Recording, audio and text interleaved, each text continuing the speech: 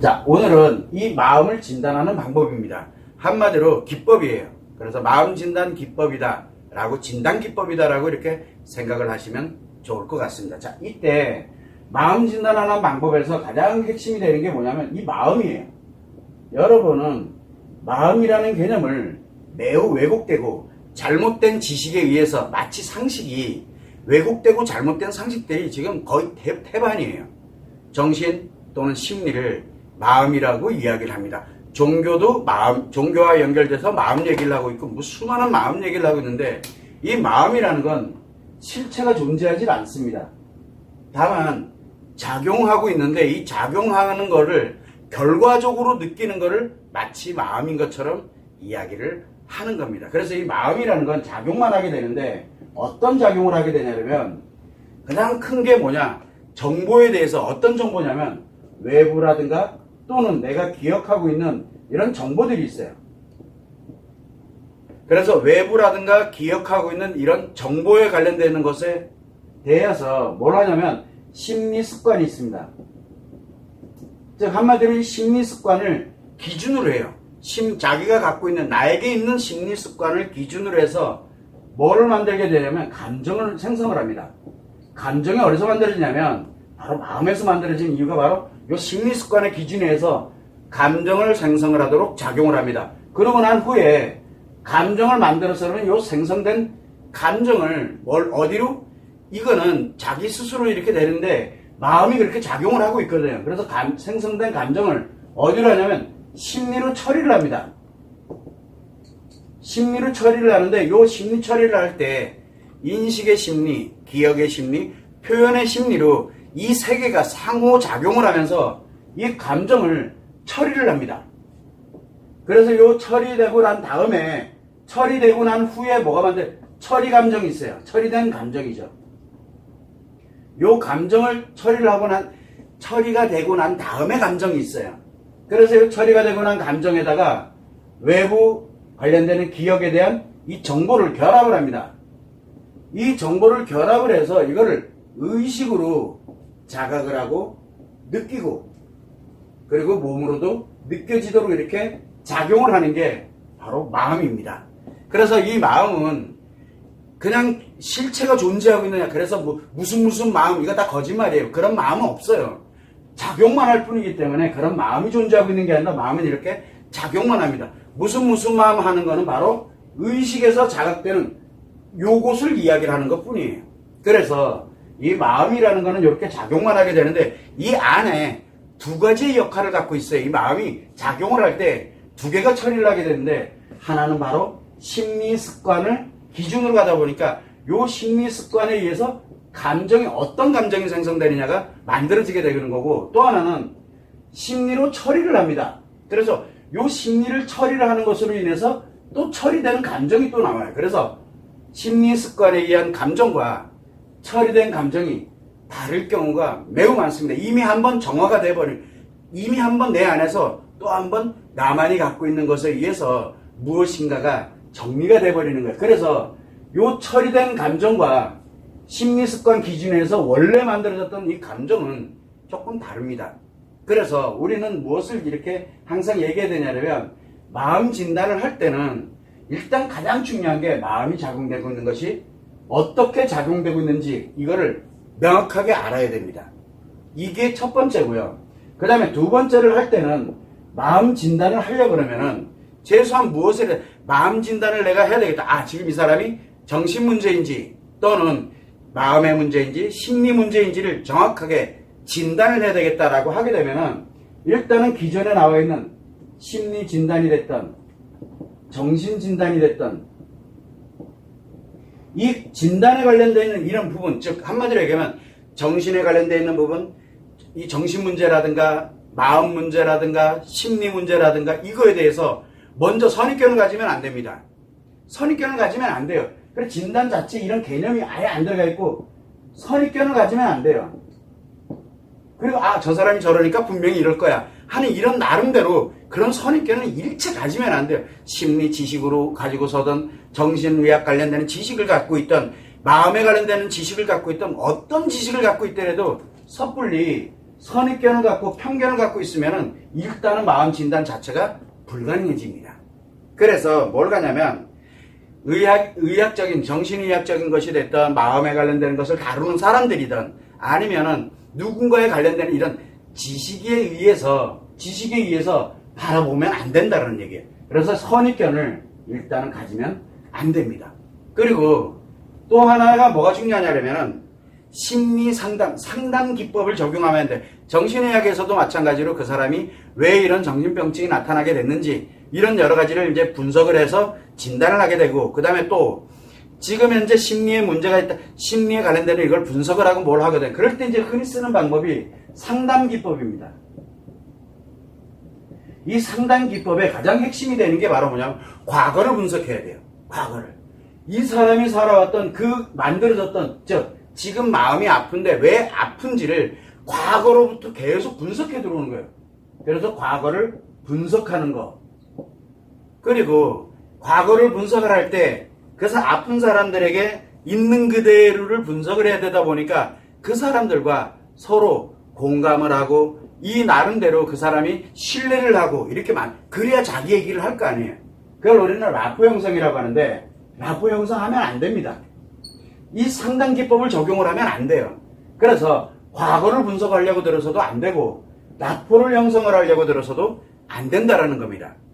그리고 난 다음에 그 사람이 하는 말에 대해서 잘잘못에 관련되는 걸 이야기하면서 감정 동요를 일으키거나 뭐하거나 이런 식으로 잘잘못을 논해서도 안 됩니다.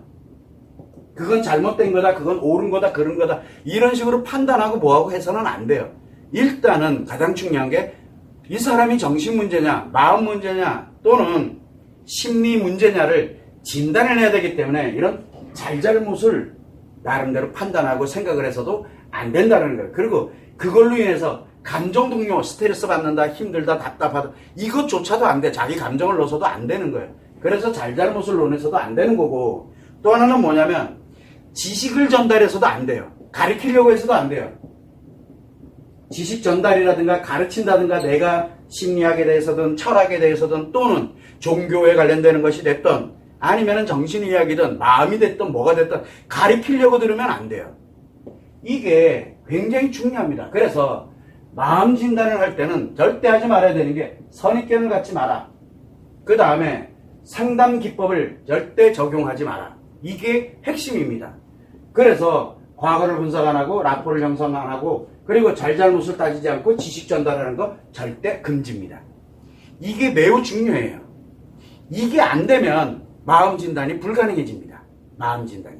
자, 요거를 이제 감안을 해서 진행을 하게 되는데, 자, 이렇게 마음 진단을 하는 거는 결국은 왜 그러냐면 진단을 하기 위한 것, 즉 뭐냐면 정신 문제냐 또는 마음의 문제냐 또는 심리의 문제냐 이거를 진단을 해내는 거든. 이게 원인을 정확하게 알아야 정신 문제면 정신 치료를 하면 되고 마음 문제면 마음 치료를 하면 되고 심리 문제인 경우는 심리 치료를 하면 된다라고 이렇게 그렇게 가기 위해서 방향을 정하기 위해서는 진단이 명확하게 해야 된다라고 이야기를 하는 겁니다. 그래서 요거를 일단 위해서 가는 거지. 정신 문제일 때 정신을 치료하고 마음 문제일 때 마음을 치료하고 심리 문제일 때 심리를 치료한다. 이게 아니에요. 치료라는 개념이 없어요. 이 진단에는 치료 개념이 없어요. 근데 사람들은 오해를 많이 해요. 뭐를 오해하냐면 마음 진단한다고? 그러면 마음 치료하라는 얘기네? 이렇게 오해를 합니다. 그거 큰 오산이에요. 왜? 마음이 작용하는 원리를 적용을 해서 진단하는 방법이라고 해서 바로 마음 진단이라고 이야기하는 것 뿐이지, 이 마음이 작용하는 원리를 이용을 해서 마음 진단하는 것 뿐이지 치료를 하기 위한 진단이 아니에요. 그러다 보니까 이 방법을 그러면 어쨌든 대면을 하든 뭐를 하든 본인이 스스로가 하든 간에 가장 중요한 건 어쨌든 진단을 하려면 문제는 이 사람이 뭘 어디를 아파하는지를 알아야 될 거 아니에요. 최소한 그거를 가기 위해서는 대면을 하거나 화상을 하거나 뭔가를 해야 되는데 그 사람에 관련된 뭐 전화를 하든 뭐를 하든 그거를 해야 되는데 그거를 하려고 그러다 보니까 마치 그거를 상담하려고 하는 것처럼 이렇게 이야기를 합니다. 그러나 그래서 어떤 상담이 좋을까? 어차피 상담을 하는 거니까 맞으니까, 대면하는 거는 맞으니까, 다만 진단을 위한 대면이 되다 보니까, 그래서 우리는 이거를 그냥 정했어요. 마음 상담이라고. 그래서 마음 상담에서는 기본적으로 뭘 가냐면, 물론 이거 말고 심리 상담에서도 마음 상담이라고 얘기하고 정신의학에서도 마음 상담 얘기합니다. 그거 마음 상담이 아니라 한마디로 그냥 심리 상담이냐 정신 상담이냐 이거를 좋게 그냥 이렇게 풀어놓은 건데, 이거 마음 상담 아니에요. 마음 상담은 일단은 마음 진단을 위한 상담이 돼요. 그리고 마음에 관련되는 부분을 할 때 정신치료라든가 또는 심리치료를 진행을 하게 될 때는 상담이 반드시 필요합니다. 필요해요. 그러나 마음 치료를 할 때는 상담은 역효과를 만듭니다. 역효과. 왜냐하면 심리 습관의 문제를 다뤄야 되는 부분이 되다 보니까 문제점을 유발을, 왜? 습관이라는 거는 나만이 바꿀 수가 있거든요. 그래서 마음 치료를 한다라고 이야기를 하는 거는 상담이 없는, 즉 자기의 사연을, 여기 얘기했죠. 과거를, 사연을 들어주고 서로 감정에 관련된 라포도 형성을 해야 되고, 그게 잘못에 대해서 이건 잘못됐다 뭐했다 이걸 따져야 되고, 지식을 막 전달해주고 하는 이런 상담에 관련된 이런 상담 기법이 적용되면 절대 안 돼. 진단할 때도 안 되지만 마음 치료할 때는 이건 더더욱이 안 되는 거예요. 그래서 이 마음 상담은 진단하는 것을 주 목적으로 하는 게 마음 상담입니다. 이거 외에는 심리 상담에 불과하는 거고 또 정신 상담에 불과하게 되는 거예요. 이런 점을 여러분들이 참고를 해주시면 좋을 것 같고, 일단은 진단을 위한 목적을 가는 거지, 이건 진단을 위한 목적이지 결국은 치료에 관련되는 거하고는 하등의 관련이 없다라는 점을 명확하게 알아야 됩니다. 자, 그래서 진단을 한다라고 하게 되면은, 자, 이게 마음 진단을 한다 그러면은 자가 진단 방법이 있고, 그리고 자기 스스로가 자신을 진단하는 방식이 있고, 또 하나는 타인을 진단하는 방식이 있어요. 타인. 그래서 여러분들 자신이 아이들이든 뭐 배우자가 됐든 누구 됐든 주변 사람들을 진단하는, 이것도 타인이 진단하는 거거든요. 진단을 해줄 수가 있어요. 타인이 나를 진단해 줄 수도 있고 또 전문가가 또 진단을 해줄 수도 있습니다. 이런 식으로 타인 또는 전문가가 진단하는 방식, 이 두 가지. 즉 진단하는 사람의 주체가 이제 자기 자신이냐 아니면 타인이냐, 요게 만들어지고요. 이때 자가 진단을 할 때 주의해야 될 점이 바로 뭐냐면, 객관적으로, 즉 한마디로 자기의 주관, 자기 생각을 집어넣고서 진단을 한다? 그러면은 왜곡되고 오진될 가능성이 매우 높습니다. 자기 생각대로 넣게 되면, 내가 공부를 해봐서 뭐를 해봐서 이렇게 해봤는데, 하지 말라고 그렇게 얘기를 했는데도 왜 선입견이 들어가거든. 이미 내가 공부한 것에 대해서. 그리고 나는 분명히 이럴 거야 이런 식으로 생각을 하면서 자가 진단하면은 무조건 오진일 가능성이 매우 높습니다. 즉 잘못됐다는 뜻이에요. 그런데 객관적으로 진짜 여기에서 하지만 선입견 갖지 말고, 이런 상담 기법 기타 등등을 아예 내가 알고 있던 지식 다 내려놓고 그냥 오늘 이야기하는 이 방법대로 차근차근 그냥 가다 보면 스스로가 알 수 있어요. 비교적 정확해. 왜? 내 얘기니까. 자가진단. 나 얘기니까. 나는 정확하게 알 수 있거든요. 그거를. 그래서 비교적 정확합니다. 자가진단법이 객관적으로 하면은 비교적 정확해요. 하지 말라는 거 하지 말고, 그리고 그냥 주어진 대로 순서대로 진행을 해보면은 정확하게 진단을 할 수 있게 됩니다. 또한 타인을 진단할 때는 가장 중요한 게 뭐냐? 방금 얘기했지만 상담기법을 적용을 하면, 상담기법을 적용을 하게 되는 순간 정신진단 또는 바로 심리진단으로 가다 보니까 마음진단이 아닙니다. 그렇게 되다 보니까 정신진단 아니면 심리진단으로 가다 보니까 심리 쪽, 심리문제 아니면 정신문제로 딱 둘 중에 하나로 귀결이 돼버립니다. 그래서 타인이 진단을 할 때는 방금 얘기했던 선입견 갖지 않고 상담기법을 적용하지 않는 이 방법으로만 진행을 해야 된다는 겁니다. 결론은 뭐냐면, 자가 진단을 하든 타인이 진단을 하든 뭘 하냐면 딱 객관적인 입장에서, 그래서 선입견 갖지 말고 상담기법을 적용을 하지 않아야 된다는 거. 누가 주체가 되었든 간에 요 점만 참고를 해주시면 좋을 것 같아요. 자, 그러면 진단하는 방법에 대해서 이제 구체적인 방법, 어차피 제한된 시간이니까 아주 간명하게 제가 여러분들에게 알려드리겠습니다. 바로 첫 번째는 뭘 가냐면, 이 마음 진단을 할 때는 순서가 있어요. 순서. 제일 먼저 뭐부터 진단을 해야 되냐면, 제일 먼저 해야 되는 게 정신 문제냐 아니냐. 정신에 문제가 있느냐 없느냐 이거부터 먼저 진단을 해야 됩니다. 두 번째는 정신 문제가 아니네 라고 하게 되면은 정신 문제 아닌 마음 문제냐 아니냐 요거를 또 진단을 하는 겁니다. 그리고 난 다음에 마음 문제 진단하고 난 다음에 세 번째는 이제 심리 문제냐 아니냐 이거를 진단을 합니다. 자, 그런데 참 재밌는 게 뭐가 있냐면 마음이 아파서 오는 거잖아요. 마음이 아파. 마음이 아픈 사람이잖아. 내가 마음이 아파. 그럼 내가 자가 진단할 수도 있는 거고 다른 사람 누군가가 마음이 아파해. 그렇게 되면 그 사람을 진단을 해주는 이런 개념이 되다 보니까 정신 문제가 됐든 마음 문제가 됐든 심리 문제가 됐든 셋 중에 하나는 무조건 들어가요. 셋 중에 하나에는 무조건 들어가요. 그래서 분석을 할 때는 그 사람이 이 사람 틀리면 심리 문제일 거야. 이 사람 틀림없이 마음 문제일 거야. 이런 식으로 단정 지면 안 돼. 그게 선입견이에요. 단정 지면 안 돼요. 그래서 단정 짓지 말고 이 사람이 정신 문제이냐 마음 문제이냐 심리 문제이냐 요 순서대로 먼저 진행을 해 나가는 겁니다. 자, 그러면 제일 먼저 정신 문제부터 먼저 내가 한번 체크를 해보는 겁니다. 이 사람이 정신 문제냐 아니냐를 체크를 할 때 정신 문제의 경우에는 뭐가 되냐면 일상생활을 합니다. 일상생활. 자, 일상생활을 하는 데 있어가지고 가장 중요한 게 내가 생활을 하는 걸 나 혼자 생활하는 게 아니라 사람들과 함께 내가 일상적인 생활을 해나가는 게 매우 제한적이에요. 이 제한적이라는 게 뭡니까? 혼자밖에 있을 수 없게 된다든가 또는 매우 제한적인 이런 역량으로 이제 가게. 그래서 일상생활이 매우 제한적이거나 또는 불가능해요. 일상생활을 못해요. 불가능.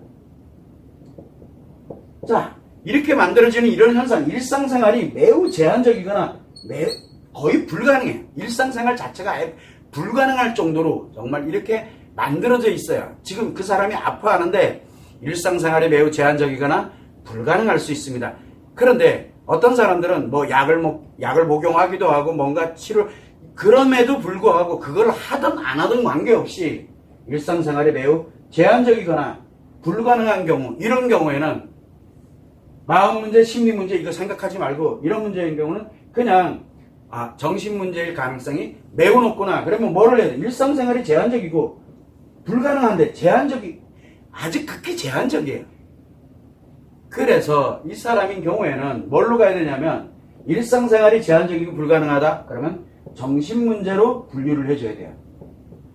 그래서 어디로 가야 됩니까? 정신 문제 진단을, 정신에 관련되는 진단을 받고 정신 치료를 권해야 됩니다. 이 사람들은. 그래서 정신 문제에 관련되는 건 반드시 내가 처방을 이렇게 가는 거, 만약에 정신의학자라면 그렇게 해도 돼요. 그런데 이거는 반드시 그 전문가에게 처방을 받으셔야 돼요. 이렇게 해서 일상생활이 제한적이고 불가능하다? 그러면 정신문제구나 라고 나름대로 해놓고 어딜 가냐면 다시 정신진단을 받아서 치료를 하도록 권한 여기까지는 할 수 있어요. 일상생활. 그래서 정신문제인 경우에는 일상생활이 매우 제한적. 그러니까 어느 정도 제한적이냐 이거는 중요하진 않은데 일상생활이 너무 제한적이어서 거의 일상생활이라고 볼 수가 없는 정도. 그리고 일상생활이 불가능하다. 아픈 걸로 인해 가지고 일상생활이 불가능한 사람이다. 이렇게 딱 들어가게 되면은 이거는 정신 관련되는 문제일 가능성이 매우 높기 때문에 정신 문제로 진단을 하는 게 가장 좋습니다. 이게 일단 1번이에요. 이게 있느냐 없느냐부터 먼저 하는 거예요. 그래서 일상생활 하고 있느냐 못하고 있느냐. 요게 가장 우선순위예요. 자, 그러고 난 다음에 이제 요거는 이제 판단. 그때 보니 일상생활은 그래도 하네. 그럭저럭 해요. 일상생활은. 누군가와도 대화를 해나가고 누군가와 함께 가기도 하고 뭐도 하고 이렇게 가고 있어요. 일상생활을 합니다. 그런데 너무너무 그 다음에 이제 아파. 그런데 이 제한되어 있는 아주 극히 제한적이거나 불가능한 정도는 아니야. 이렇게 되면 그 다음에는 마음 문제의 여부를 이제 체크를 해야 됩니다. 근데 마음 문제가 있느냐, 즉 한마디로 얘기하면 이 심리 습관에 마음이 작용할 때 이 심리 습관에 문제가 있느냐 없느냐 이거를 점검을 해야 됩니다. 이 심리 습관의 문제를 점검할 때 제1번이 뭐냐 그러면은 요 마음 문제를 점검할 때 첫 번째는 기본적으로 가야 되는 게 그동안 과거에 뭘 했느냐가 중요한 게 아니에요. 과거 어땠느냐가 중요하지 않아요. 과거를 분석하려고 드는 게 아니니까. 과거에 자기 자신이 힘들고 이래서 정신진단 또는 심리진단을 받아본 적이 있는지를 알아야 돼요. 이거는 누가 할 수 있어요? 당사자만이 할 수 있거든요. 그러면 제일 먼저 해야 되는 게 뭐냐면 과거예요. 과거에 정신진단을 해봤느냐 또는 심리진단을 해본 적이 있느냐 라고 일단은 이게 매우 중요하거든요. 그러면 정신진단을 했거나 심리진단을 했거나 이렇게 되면 정신진단을 했다? 그러면 정신의학에 관련되는 이거 의해 가지고 뭘 합니까? 과연 그러면 진단하고 난 다음에 진단 결과는 뭐라고 하더냐? 우울증이라고 하더냐? 아니면은 공황장애라고 얘기하더냐? 뭐라 이런 식으로 과거에 정신진단했던 그 결과가 있어요. 있다면을 얘기하는 거예요. 이게 만약에 있다 그러면은 그걸 진단하고 난 다음에 그때 뭐라고 진단을 받았느냐 라는 걸 아는 게 1번이에요. 뭘 진단받았는지는 중요하지 않아요. 일단은 진단받았냐. 자, 그래서 어떻게 치료를 하셨냐고. 그런 치료를 하고 난다. 치료 과정을 이제 했을 거 아니에요. 정신의학의 약물 치료가 됐든 신경치료가 됐든 나름대로 치료를 했고 그 다음에 또 뭐를 하냐 그러면 심리다 그러면 심리치료를 하고 상담을 했던 뭐를 했던 치료를 했을 거 아니에요. 그래서 요거를 진단을 하고 난 다음에 치료를 했는지 그리고 회복은 했는지 이 여부에 관련된 과거에 관련된 이 여부를 먼저 물어보는 겁니다. 먼저 알아야 돼 이거를. 그러고 나면은 뭘 가냐면 정신치료되고 이렇게 되면은 그러고 난 다음에 제가 옛날에 우울증이 있었는데 약 치료를 하고 진단을 받으니까 우울증이라고 해서 제가 약을 복용하고 그래서 일상으로 돌아왔어요 라고 이렇게 얘기하는 경우도 있고 그리고 치료가 됐다라고 그래서 약을 끊고 내가 지금 잘 살아가고 있다 이런 얘기가 나오고 이렇게 갈 수도 있습니다. 자, 그래서 현재도 지금 내가 이렇게 하고 있다라고 할 수도 있는 거고 그래서 먼저 과거로부터 현재 이르기까지 정신진단 또는 심리진단을 받고 치료를 지속을 하면서 회복이 됐느냐 치료를 지속을 하고 반복을 했느냐 이런 것들이 이제 여부를 물어보는 거예요. 그리고 지금 현재 상태를 물어보는 거죠. 이게 매우 중요해요. 자, 이때 정신진단을 받고 약물 치료를 하고 뭔가를 하는 그런 경우가 있습니다. 현재 할 수 있는 경우 있고 중간에 이제 내가 나름대로 괜찮아졌어 해가지고 중간에 내가 멈춘 경우도 있거든요. 근데 이게 얼마나 오랫동안 지속이 됐느냐 이게 매우 중요해요. 그래서 이 관련되는 내용을 가지고서 1 내지 3년 제가 왜 1 내지 3년이라고 얘기를 하냐면 이걸 명확하게 구분짓기가 되게 어렵기 때문에 그래요. 그래서 연 단위로 딱 구분짓기가 되게 어려운데 1 내지 3년에 관련되어 있는 부분을 이게 계속 지속되고 있거나 악화되고 있거나 지속되고 있거나 악화되고 있거나 또는 괜찮아졌다가 또 문제 생겼다 괜찮아졌다 똑같은 게 계속 이렇게 반복되고 있거나 그래서 지속되거나 반복되고 있다 1년에서 3년 이상 지속 반복되고 있다라고 하게 되면 심리습관의 문제일 가능성이 매우 높습니다. 단 전제 조건이 뭐냐 아까도 얘기했지만 일상생활은 가능합니다. 일상생활은 가능한데 과연 이게 정신 관련돼서 치료를 진행을 하고 있는데 이게 1 내지 3년 이상 지속 또는 반복되고 있다라고 이렇게 가게 되면 마음 문제일 가능성이 매우 높습니다. 자, 두 번째는 뭐가 되냐면 요 심리 진단인 경우에도 뭐가 만드냐면 지속이 되고 있거나 마찬가지로 심리 진단 그 문제는 그때가 분명히 해결이 됐고 회복이 됐는데 또 다시 또 똑같은 게 또 재발이 된다든가 계속 이게 반복되고 있어. 그래서 1 내지 3년 이상 지속 또는 반복이 되고 있다. 똑같습니다. 그래서 정신진단이 됐던 심리진단이 됐던 이 관련돼서 정신치료든 심리치료든 했는데 과거에 했는데 1 내지 3년 이상 계속 지속이 되고 있거나 반복이 되고 있다. 어떤 분들은 10년도 지속되고 있고 10년째 반복되고 있는 분들도 계시고 20년째 그런 분들도 계시고 굉장히 있습니다. 그래서 이게 1 내지 3년 이상 가능하면 1년 뭐 이런 것을 따지지 않고 3년 이상이라고 놓고 보면 좋을 것 같아요. 이 이상 지속 또는 반복이 된다라고 하게 되면은 마음의 문제일 가능성이 매우 높습니다. 마음 문제일 가능성이 매우 높아요. 그러면 마음 문제일 가능성이 매우 높구나 라고 이렇게 판단을 하는 겁니다. 그래서 가장 중요한 심리 습관의 문제 때문에 아무리 정신치료를 하든 아무리 심리치료를 하든 계속 지속 반복 단 일상생활을 합니다. 일상생활. 그래서 지속되고 있거나 또는 반복이 되고 치료가 지속되고 있거나 아니면 치료가 멈췄다가 또 재발을 하고 멈췄다가 재발하고 이런 식으로 계속 반복이 되고 있거나 이거는 마음 문제일 가능성이 매우 높습니다. 대전제는 정신 문제가 아니라는 대전제에서 하는 겁니다. 그래서 일상생활을 하고 있는 상태에서 과거를 분석하는 게 매우 중요합니다. 자, 그런데 과거에 이런 진단이라든가 이걸 해본 적이 없어. 해본 적이 없어요. 그런데 이거는 이제 그러면 치료 회복이 이렇게 반복되고 있다는 얘기인데 해본 적이 없어. 그러면 그게 뭡니까? 그 사람이 그렇게 아프고 힘들었던 거 나름 어떤 노력을 분명히 그냥 가만히 있진 않았어요. 방치를 했던 아니면 뭔가 노력을 해왔는데 3년 이상 이게 계속 지속되고 그리고 괜찮아졌다가 뭐 또 힘들어졌다 괜찮았다 힘들었다 이런 식으로 반복되고 있다. 즉 진단을 했던 안 했던 3년 이상 지속 또는 반복을 하고 있다라고 하게 되면 이 또한 마찬가지로 대체적으로 이건 오랜 시간이 소요가 되긴 하는데 지속 또는 반복되고 있다면 마음 문제일 가능성이 매우 높다라고 얘기합니다. 근데 이게 왜 제가 그럼 같은 거 아니냐라고 얘기하는데 이 차이점을 하나 가져가시면 돼요. 진단을 하고 치료를 하고 회복했다가 반복되는 경우가 있고 또 하나는 뭐냐면 방치를 해두거나 한 번도 진단받고 치료받고 이런 해본 적이 없어요. 그러면 방치를 하게 되거든요. 그런데 방치를 하고 있거나 뭐 그냥 어떻게 되겠지 뭐 하면서 계속 그 상태로 그냥 쭉 왔거나 아니면은 내가 뭘 어떻게 하다 보니까 또 괜찮아졌어. 내가 여행지 갔다 오고 나니까 좀 괜찮아졌어.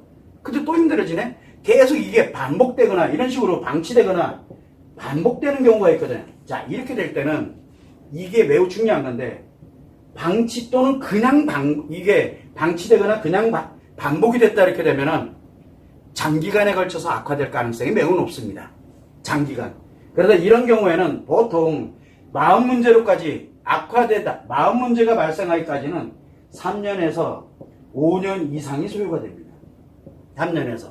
그래서 제가 1년에서 3년이라고 얘기했던 이유가 여기서 나오는 건데 3년에서 5년 이상 이렇게 악화된, 즉 치료하려고 해본 적이 없는 거예요. 자기가 회복하려고 해본 적이 없는 거예요. 과거에 오랜 기간 동안. 얼마의 기간 동안. 자, 그런데 진단이라든가 심리진단을 했는데 이게 반복이 되면서 지속이 되고 있거나 반복이 되는데 3년 이상 지속되거나 반복됐다 이렇게 되면은 뭔 얘기냐면 이 치료를 하는 노력을 했거든요. 근데 이게 오진에 의한 치료였다라고 이렇게 되면 뭐냐? 악화되는 속도가 빨라집니다. 잘못되어 있기 때문에. 그래서 엄청 빨라집니다. 원래는 돌아와야 되거든요. 그래서 이 악화되는 속도가 매우 빨라집니다. 근데 여기서 특징이 뭐가 있냐면 정신문제인 경우가 있어요. 그래서 정신문제가 일상생활을 못한다 그랬잖아요.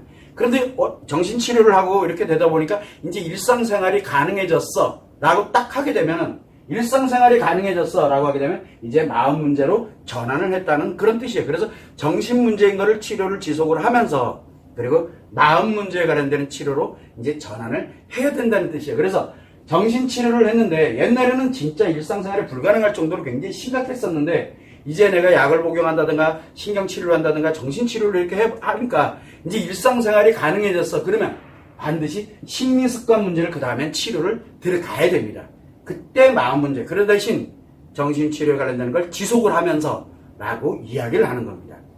그래서 이 심리습관에 이 정신문제로부터 넘어온 마음 문제가 있고 또 어떤 경우에는 마음 문제인데 매우 마음 문제인데 너무 고통스러워서 일상생활 자체를 못해요. 막. 너무 힘들어서. 대표적인 게 외상 트라우마입니다. 이런 일상생활 자체가 뭐 도저히 불가능할 정도로 너무 고통스럽고 그리고 내가 이런 일들이 자꾸 반복되고 있어 이렇게 되면 정신문제 치료해야 됩니다. 정신치료를 이거 정신문제를 지금 전환하고 있다는 얘기거든요. 그래서 정신문제에 관련되는 부분으로 일단은 진단을 받고 치료를 병행을 할 수 있도록 이거 권고를 해줘야 됩니다.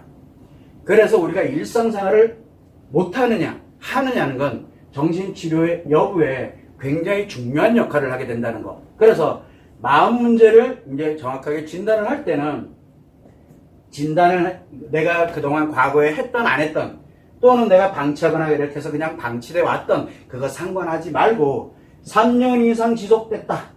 3년 이상 계속 반복되고 있다. 라고 이렇게 가게 되면은 이유야를 막론하고 마음 문제일 가능성이 매우 높구나. 라고 이렇게 판단을 하는 겁니다. 자, 그러면 3년 이상 이렇게 됐다고? 그러면 마음 문제네? 그렇게 마음 문제입니다 라고 진단하는 게 아니에요. 왜? 아까도 얘기했잖아요. 그거 선입견 갖지 말라고. 그래서 정신 문제를 이제 진단을 해보니까 정신 문제는 아니야. 마음 문제를 진단해 보니까 방금도 가능성이 높습니다라고 얘기를 했던 것 뿐이지 아닙니다라고 한 거예요. 왜? 이제 심리 문제인지 아닌지를 또 봐야 되거든요. 심리 문제인지 아닌지를 또 봐야 되니까 그렇게 해서 진단을 해 나가는 거예요. 그래서 심리 습관의 문제냐 아니냐를 일단은 체크를 합니다. 여기서 이제 점검을 하는 거예요. 체크를 일단 딱 하고 나니까 가능성은 높네. 그런데 보니까 아닌데 라고 이렇게 들어갈 수도 있어요. 그래서 이거는 이제 한번 체크를 딱 해요. 그리고 난 다음에 이제 뭐를 하냐면 이제 심리 문제에 관련되는 부분을 진행을 해 나가는 겁니다. 그래서 심리 문제인 경우에는 대체적으로 아픈 건 똑같아요. 답답하다, 힘들다, 어렵다, 죽겠다 막 이렇게 아픈 거는 똑같습니다. 그래서 이런 거는 되는데 요 심리 문제인 경우는 일정 기간 대체적으로 1년 채 안 됩니다.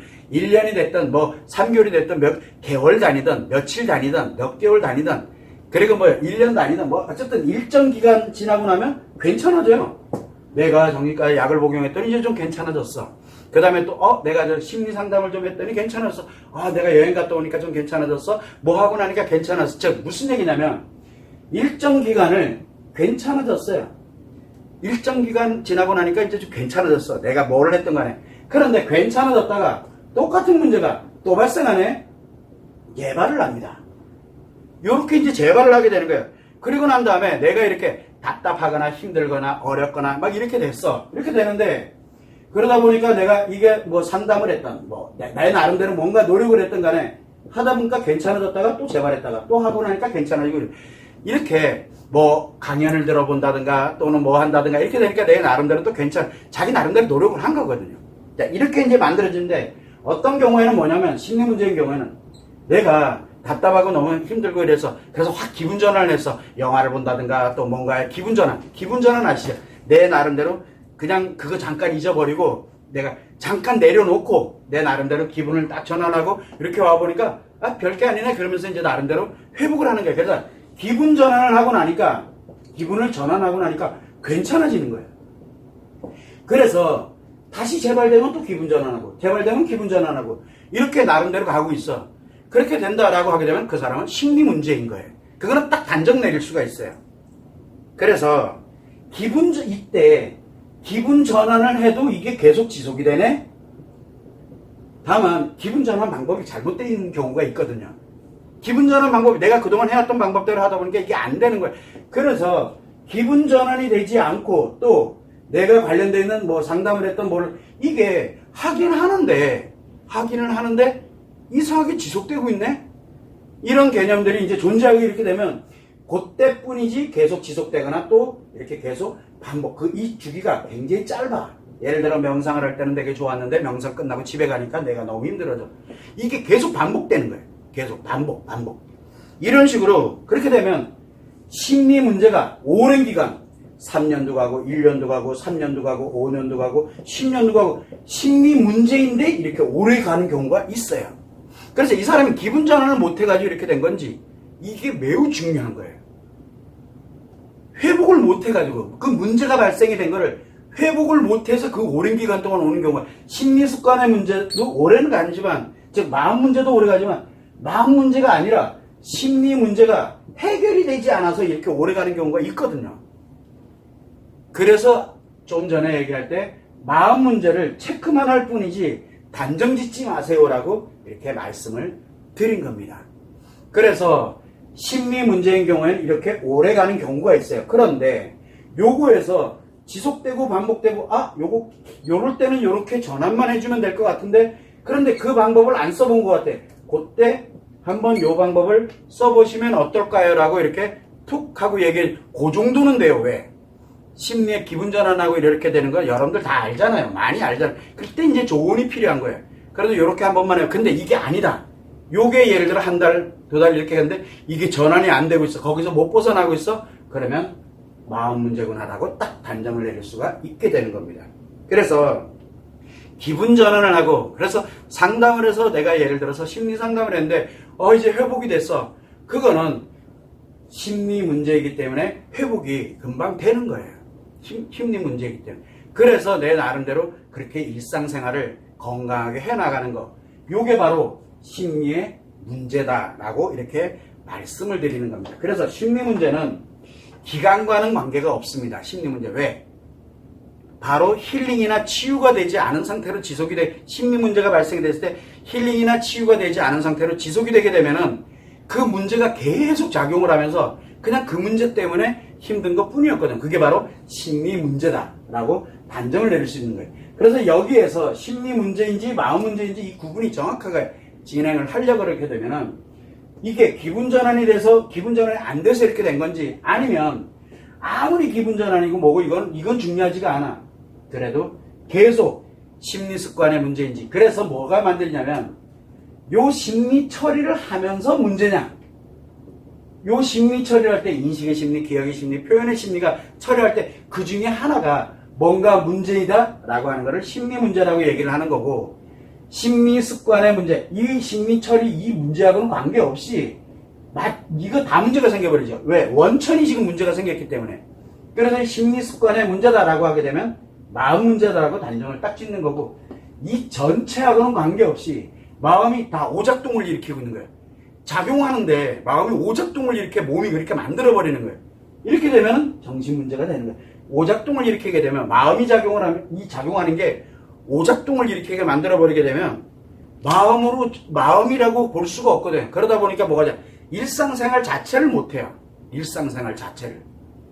그렇게 해서 우리는 심리 문제, 마음 문제, 정신 문제를 요 순서에, 그러니까 정신의 문제냐, 그 다음에 마음의 문제냐, 심리의 문제냐, 요 순서대로 진단을 쭉 이렇게 한번 보는 거예요. 그렇게 되고 난 다음에 이 사람은 마음의 문제가 굉장히 크다. 그럼 마음 치료를 하면 되고, 이 사람은 정신 문제, 정신 치료를 권해서 정신 치료를 하면 되는 거고, 이 사람 마음 문제보다는 심리 문제일 가능성이 매우 높네. 그럼 심리 문제를 치료하면 돼요. 상담을 한다든가 거기에 맞도록 기분 전환을 한다든가 뭔가 필요로 하는 것들을 조치를 할 수 있도록, 그래서 심리 문제를 해결을 하도록 하면 되는 겁니다. 자, 이때 우리가 얘기하면은 흔히 얘기를 많이 합니다. 심리 문제는 우리 일상생활에 굉장히 많이 나타납니다. 그런데 마음 문제를 우리는 뭐라고 해야 심리 습관의 문제이다 보니까 이 마음 문제의 대표적인 게 바로 여러분들이 얘기하는 외상 트라우마가 있습니다. 외상 트라우마가 언제 발생을 하게 되냐면은 배우자가 외도를 했을 때 외상 트라우마가 발생을 하고요. 갑작스러운 배우자의 사별에 의해 가지고, 갑작스러운 내 아이들이 사별에 의해서, 즉 사별에 의한 트라우마, 갑작스러운 사별에 의한 트라우마에 의해서 외상 트라우마가 발생할 수도 있고, 또 성폭력 피해 트라우마, 이게 다 외상 트라우마거든요. 외상 트라우마는 이유야를 막론하고 무조건 마음 문제부터 시작을 합니다. 즉 심리 습관에 갑자기 확 뒤틀려 버리는 거예요. 내 전부가 다 뒤틀려 버리는. 그래서 심리 습관의 문제가 동시에 발생을 하게 하는 게 바로 외상 트라우마입니다.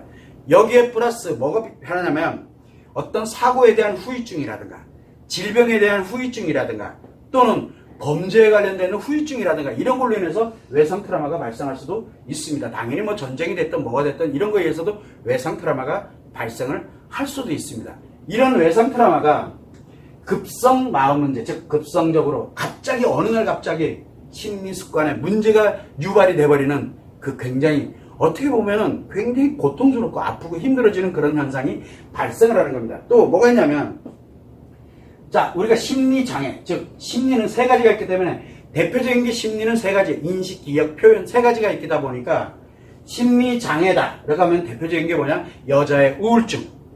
남자의 우울증은 중증심리장애입니다. 여자의 우울증은 심리장애, 그래서 감정기억장애가 발생을 하게 된 거, 감정기억 습관에 문제가 발생을 한 거예요. 그리고 남자의 공황장애, 그건 인식장애, 노이로제라고 얘기를 하거든. 그걸 참고 견디다 보니까 그런 공황장애가 발생하는데, 남자의 공황장애, 그 다음에 중독증, 이런 것들을, 일반적인 중독증을 우리는 심리 하나의 장애가, 세 개의 심리 중에 하나의 장애, 즉 하나의 심리 습관에 문제가 발생을 했다라고 이렇게 하는 거고, 또 예를 들어서 여자의 공황장애, 이거는 중증 심리장애입니다. 그래서 여자의 공황장애 또는 남자의 우울증, 그리고 조울증이라든가, 그리고 뭐 여러 가지 이제 얘기가 나오는데, 뭐 중독증 중에서도 뭐 관계 중독이 됐던, 마약 중독이 됐던, 섹스 중독이 됐던 이런 것들, 그리고 분노 조절 장애, 이거를 우리는 중증 심리 장애라고 합니다.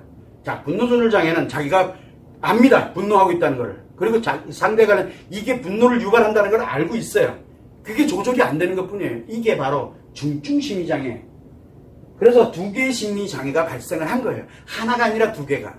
굉장히 악화됐다는 얘기죠.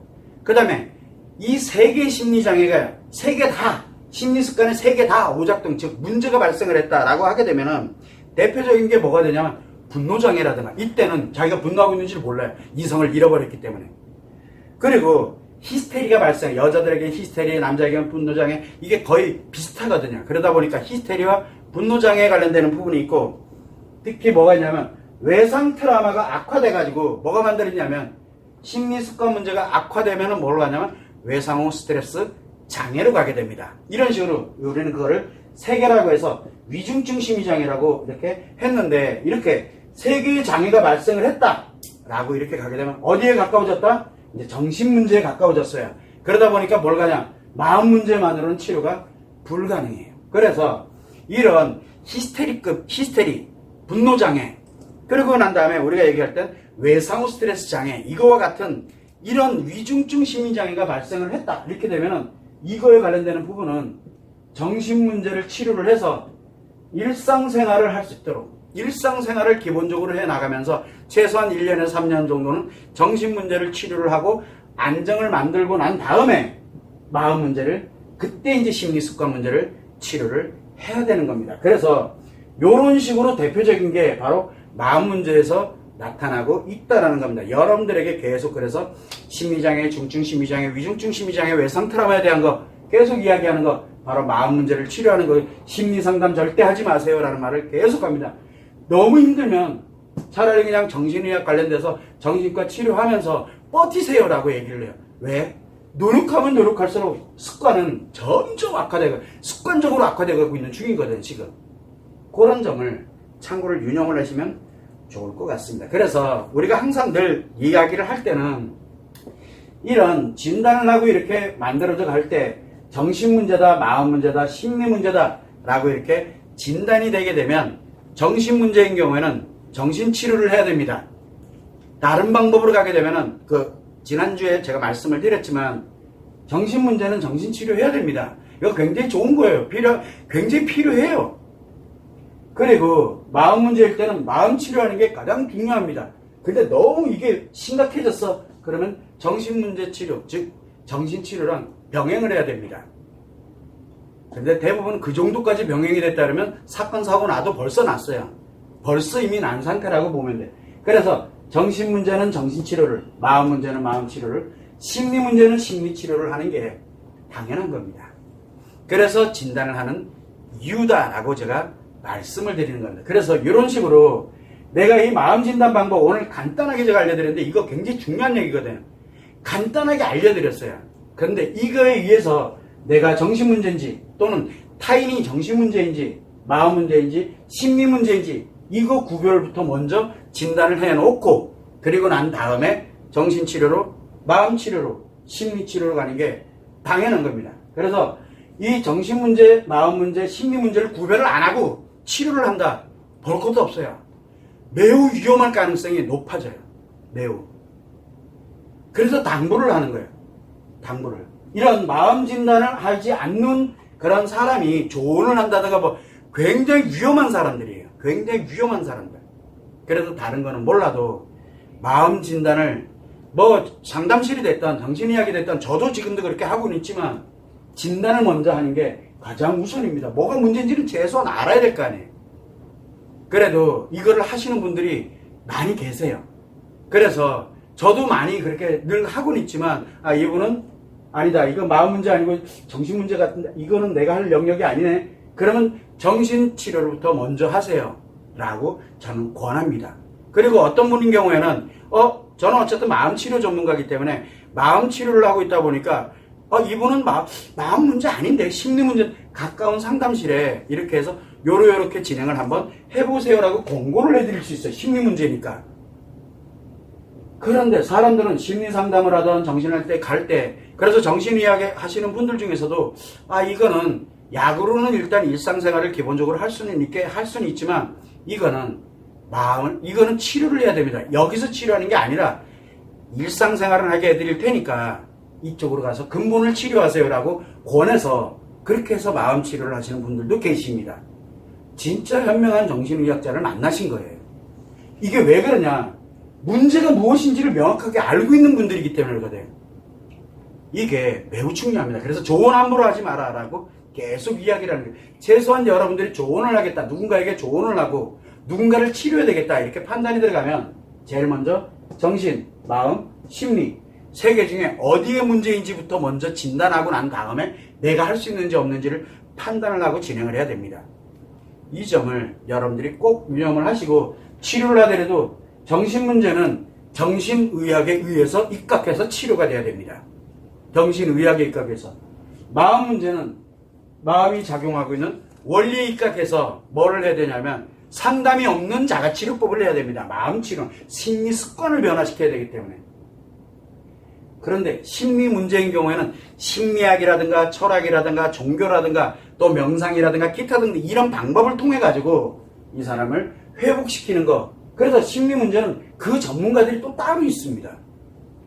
이게 틀린 게 아니라 그 전문가들이 따로 존재하고 있다는 거. 그걸 여러분들이 꼭 명심을 하셔서 자가 진단법이 자가 마음 진단이 됐던 또는 다른 사람이 마음 진단, 다른 사람을 이렇게 진단을 하게 됐던 가장 중요한 게 조언이라든가 누군가가 아프거나 내가 아프거나 할 때 조언 받는 거, 뭐 받는 거, 정보 지식 찾는 거 그거 하나도 안 중요합니다. 뭐가 가장 우선이냐면 지금 내가 어디가 아픈지를 정신이, 마음이, 심리가 이거를 명확하게 진단을 해놓고 그거와 연결되어 있는 걸 찾는 게 가장 현명한 겁니다. 그래서 정신 문제는 정신의학으로, 마음 문제는 마음 상담이 없는 자가치료법에 의해서 치료를 해야 되는 거. 심리 문제인 경우에는 심리 상담이라든가 치유라든가 종교라든가 철학이라든가 이 관련된 왜 할 수 있는 게 굉장히 많거든요.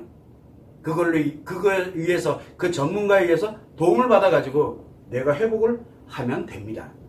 이 점을 항상 유념하시면 됩니다. 이게 안 되면 내가 점점 악화돼서 문제가 점점 내 편하려고 타인들을 공격을 하게 되는 그런 말도 안 되는 일들이 막 벌어지게 됩니다. 겉으로 볼 땐 멀쩡하지만 문제가 매우 심각해지는 사건 사고가 막 일어납니다. 왜? 치료를 못해서 그래요. 그 사람들. 진단을 못하니까 치료가 안 되는 거야. 무조건 잘못된 걸로 보거든요.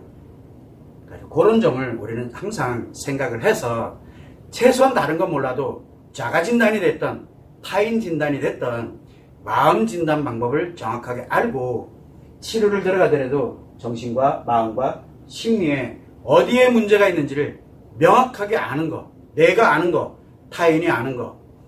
타인에게도 그렇게 적용을 해버리죠. 왜? 이거는 과거를 분석해야 될 이유가 없거든요. 라포를 형성을 해야 될 이유도 없고 그냥 팩트 몇 가지만 알면 돼요. 이걸로만 진행을 해가면 충분히 가능합니다. 그래서 항상 저한테 마음 상담해 보신 분들 아실 겁니다. 마음 상담해 보신 분들 알 거예요. 그러면 제가 마음 문제니까 마음 치료하시면 됩니다. 그거는 정신 문제인 것 같으니까 일단 정신과 치료부터 먼저 시작을 하고 좀 안정 찾고 그러고 난 다음에 회복되고 난 다음에 다시 한번 마음 상담하면 좋을 것 같습니다. 이런 식으로 제가 이야기를 합니다. 심리 문제에다 가까운 상담실로 가세요. 이거는 제가 굳이 돈 들이고 노력하고 이거 불필요한 거니까 이렇게 하세요. 저한테 그런 얘기 많이 들었을 겁니다. 그런데 어떤 분들은 마음 문제입니다 라고 진단을 합니다. 그래서 그러면 마음 치료하세요. 비용도 그렇고 기간도 그렇고 노력해야 되는 것도 굉장히 많이 소요됩니다. 그러니까 저는요 그래서 안 합니다. 안 하는 분들 굉장히 많습니다. 나 이제 심리치료하거나 이제 정치료를 이제 하게 될 건데 그래도 그분이 가야 될 방향은 내가 알려드렸다는 거. 이게 진단이거든요. 해라 하지 마라를 권하는, 해라 하지 마라를 강요하는 곳이 아니에요. 정확하게 알아야 내가 무엇으로 회복이 할지를 알게 되는 겁니다. 그렇지 않으면 마음 문제인데 심리 문제, 계속 마음 문제가 점점 악화돼서 정신 문제에 가까워지게 되거나 아니면 타인들이 마음 문제가 발생을 해. 그 사람으로 인해 가지고. 이게 엄청 무서운 거거든요. 근데 본인들은 그걸 몰라요. 그래서 나 편하려고 타인들을 공격하는 일이 왜 생기느냐. 처음엔 본인이 힘들었어요. 그런데 자기 편할 렉을 잡으니까 타인을 공격하지 않으면, 타인을 무너지게 하지 않으면, 타인을 파괴하지 않으면 자기가 편하지 않거든요. 이런 문제들이 발생하는 이유, 바로 정확한 진단이 안 이루어졌기 때문에 그렇습니다.